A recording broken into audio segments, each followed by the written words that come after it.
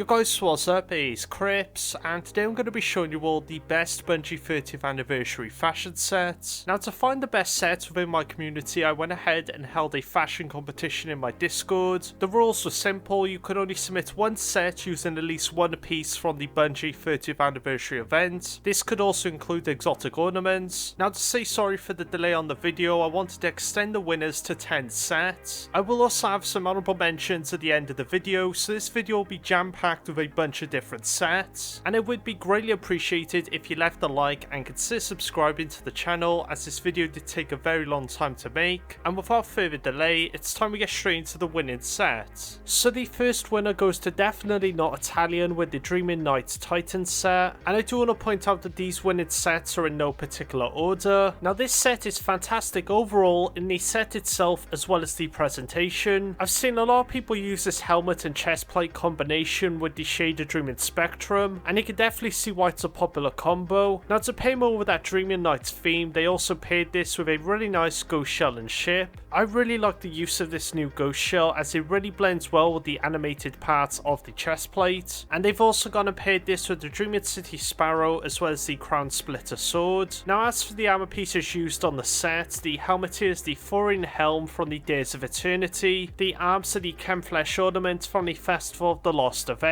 the chestplate is the Comet Stirring Dreams ornament for the Caress of the Fallen Star exotic, the boots are the Descending Echo Greaves from the Grasp of Avarice dungeon, the mark is the Mark of the Great Hunt for the Last Wish raid, and any shade you want to use on this entire set is Dreaming Spectrum, which is also from the Last Wish raid. So yeah, this is a really well made set, and because of the shaded Dreaming Spectrum, it'll be very easy to switch out some pieces here. The shader is really good at blending different pieces together, and if you don't want to use these bulkier sort of arms, then I would recommend the Great Hunt pieces instead. But yeah, let me know what you all think of this set in the comments below, and congratulations Definitely Not Italian on making it into the winning set. Now, moving on to the second winning set is from Mutant with a set based off the new Omnioculus ornament. Now, this was the new Hive ornament introduced in the anniversary event, and what they wanted to do with this set was use the refugee cloak to show the back of the ornament, revealing more of those really nice scales which would otherwise be covered up by the cloak. Now, what really makes the set work is the shadering. The fact that you managed to use a green shaded desert matte to get a nice bone colour is just phenomenal. It was a great find, so great job on that. Now, they also went and paired this with the ghost shell you get from pre-ordering Witch Queen. Obviously, because the Hive theme, it looks perfect with this, although if you do have it, you can also use the Erismorn shell. One thing I'd personally recommend using with this would be the Witherhoard ornament, although the reason why I imagine they didn't use it is because they actually didn't buy it. Now, anyways, looking more at the pieces they used, the helmet is the Wing Contender, which sure is going to sell at some point during the season. The arms and boots are from the Twist and Echo set from the Grasp of Avarice dungeon. The chestplate is the Lyran Marrow ornament from the Omnioculus exotic, and this can be purchased during the 30th anniversary event. And then as for the cloak is the Refugee cloak from Leveling. Now, as for the shaders, you want to use Cheating Slate on the helmet, Desert Matte on the arms, chest and boots, and then Archeos skin on the cloak. Now, unfortunately, Archeos skin was from the Festival of the Lost event. As for Desert Matte, I believe this is pretty much from planetary drops, and Cheated Slate is one of the shaders that can sometimes be sold in the Bright Dust store. And there is actually another helmet that I could see working with this really well, and as the Dendrite Shimmer ornament. That helmet design is a great replacement if you do not have the Wing Contender piece. But yeah, I could easily say this is the best set I've seen with this ornament so far. I'd love to hear what you all think of this set in the comments below, and congratulations Mutant on making it into the winning set. Now, moving on to the only winning Warlock set in these submissions, and this is from Dawson. There weren't as many Warlock sets as there were Titan and Hunter, but this set was absolutely phenomenal. The plating blends really well together, and I think what really stands out to me is the helmet and the chestplate combo. The Majestic pieces from the Solstice 2021, both in pattern and design, work really well with this chestplate. The arms and boots as well also work really well with this, with the boots adding more curvature to match with the curves coming off the shoulders, and then the arms providing some more overlapping plating. Now, I do think a set like this would greatly benefit off the shader Reef Regalia. That also has a really nice sort of royal look to this chestplate, and you could definitely make like a royal Queen's Guard with that. Now, anyways, looking at the pieces Dawson used, the helmet here is the Celestine hood Ironwood Majestic from the Solstice 2021. The arms are the Ironwood gloves from a previous Iron banner. The chest plate is the Rosine Drone ornament for the Battle Harmony exotic. The boots are the Winter Heart boots ornament from the Dawning event. The bond is the Street Scholar bond from the Bungie 30th anniversary pack. And then as for shaders, you want to use Omnicronia on the entire set except from the bond. And then as for the bond, you want to use the Testudo. And unfortunately, both these shaders are no longer obtainable. But yeah, I could definitely see why you used Testudo on that bond. As with Omnicronia, would have created quite a bright glow, and with Testudo, you would pretty much black it all out. So yeah, let me know what you think of Dawson's set in the comments below. Like I said, there isn't going to be that many Warlock sets in this video, as it does tend to be the least popular in fashion. So congratulations Dawson on winning and making it into the winning set. So now moving on to the fourth winning set, it goes to Elzindach, and this set is based off Jinro the Wolf Brigade. Now I will be honest, I have no idea what this anime is, although I can say they did an incredible job on recreating this set. What I especially like is the way you use the Ringwalker helmet to replicate that red glow in the eyes, and they even went and recreated a scene from the anime. To recreate the machine guns used, they used the 7 Seraph sword with Gambit leather. Now anyways, as for the pieces used, the helmet is the Ringwalker helm from the Bungie anniversary pack. The arms are the 7 Seraph gauntlets from the Season of the Worthy. The chest plate is the Exodus down plate from Nessus packages. The boots are the lustrous chromite greaves from the Festival of the Lost event. And then the mark is the Righteous mark from the Season of Dawn, although Zhu is meant to be selling this at some point during the season. Now as for shaders, you want to use Warbrick on the helmet, chest plate and boots, and then refurbished black armory on the arms and the mark. Now you can get Warbrick from Eververse engrams and also from the Bright Dust store. As for refurbished black armory, this shader is unfortunately no longer obtainable. But yeah, an absolutely fantastic job on this. I would love to hear more about what this is based off in the comments below, so if you do know anything then just please let me know. And yeah, congratulations Elzindach on making it into the winning set. Now moving on to the fifth winning set, it goes to H Jackpot with the Skier Hunter. Very interesting way of using the new anniversary pieces, and a great implementation of the R3 Treads ornament for the Stompies. This set could also work really nice with the Alpine Dash Sparrow if you do have that from the Dawning. And some great pieces I also want to highlight about this are the arms and the helmet. The arms transition really nicely with the chest plate and also provide some bagginess just like what skiers would wear. And the helmet also does not clip with this cloak and also has a nice little visor cover to also protect the set from the snow. Really good set overall, and definitely something that people would want to use over Christmas time. Now as for the pieces used, the helmet and arms are from the Intrepid set in the Eververse archive. The chest plate is the Diamond vest from the anniversary pack. The boots are the R3 Treads ornament for the Stompies exotic, and then the cloak is the Streetwear cloak, which is also from the Bungie anniversary pack. Now as for the shader, you want to use Glacial Whisper on the entire set, and it's a rare shader so it can drop from any rare item. So yeah, this set is great for any of you looking for something that's obtainable right now. If you also want to change up the colour of the set, you could use Bitter Pill to create an all white look. But anyways, congratulations H Jackpot on making it into the winning set. So now for the sixth winner, this goes to Dastardly Daimo. This set has a very clean punk look, and I absolutely love what you did with the shaders on this. Now for the pieces they used, the helmet is the Crystal Green helm from Europa. The arms and boots are the Ringwalker pieces from the 30th anniversary pack. The chest plate is the Lux ornament from the Eververse archive,